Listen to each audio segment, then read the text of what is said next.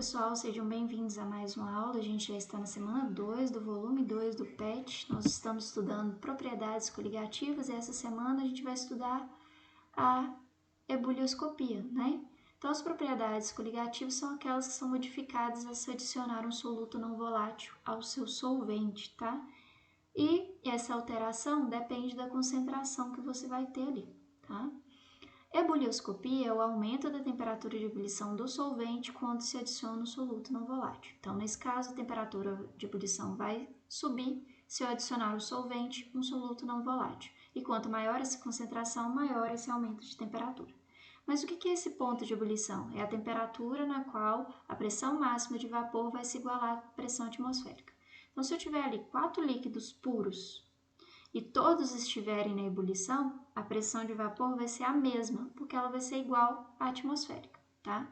Então, independente de qual líquido for, se ele estiver puro, né, a gente tem que a temperatura de ebulição deles vai ser atingida. Quando isso acontecer, porque a pressão máxima de vapor se iguala à pressão atmosférica.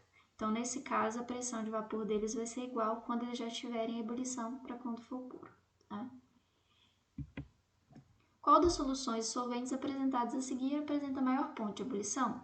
Então, quanto mais concentrado, maior o ponto de ebulição. Então, a água pura não vai ser.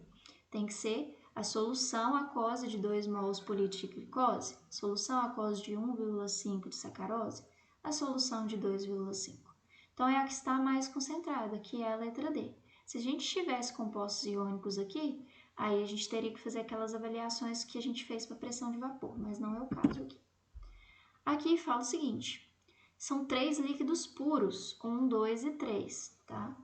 Então, estou te mostrando o gráfico aqui, 1 é essa primeira curva, segundo 2, terceiro 3. Quando os líquidos estão em suas respectivas temperaturas de ebulição, a pressão de vapor do líquido 1 é maior que 1, 2 e 3? Não.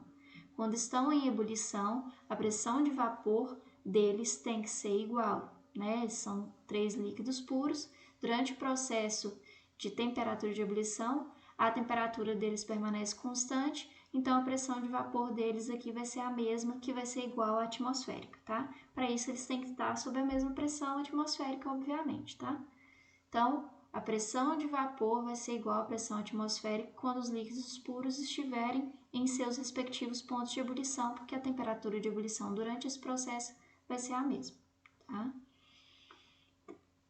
Ela vai permanecer a mesma, óbvio, cada um vai ter a sua temperatura de ebulição, mas ela não vai variar durante o processo ali. 2. Quando se adiciona um soluto não volátil ao líquido 2, observa-se um aumento no seu ponto de ebulição?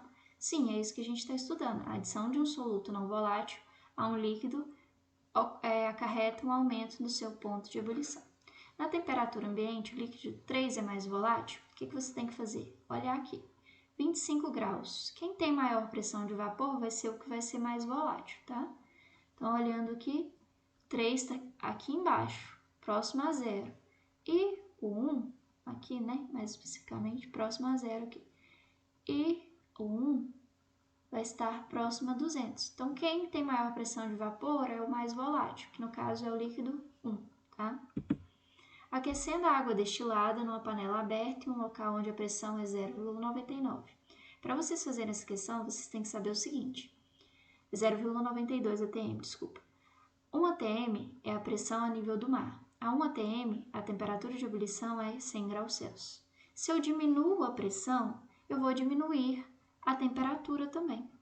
Por quê? Porque ela vai igualar mais rapidamente. Então, a pressão de vapor do líquido vai se igualar mais rapidamente à pressão atmosférica, porque a pressão está menor, ele vai se igualar mais rápido.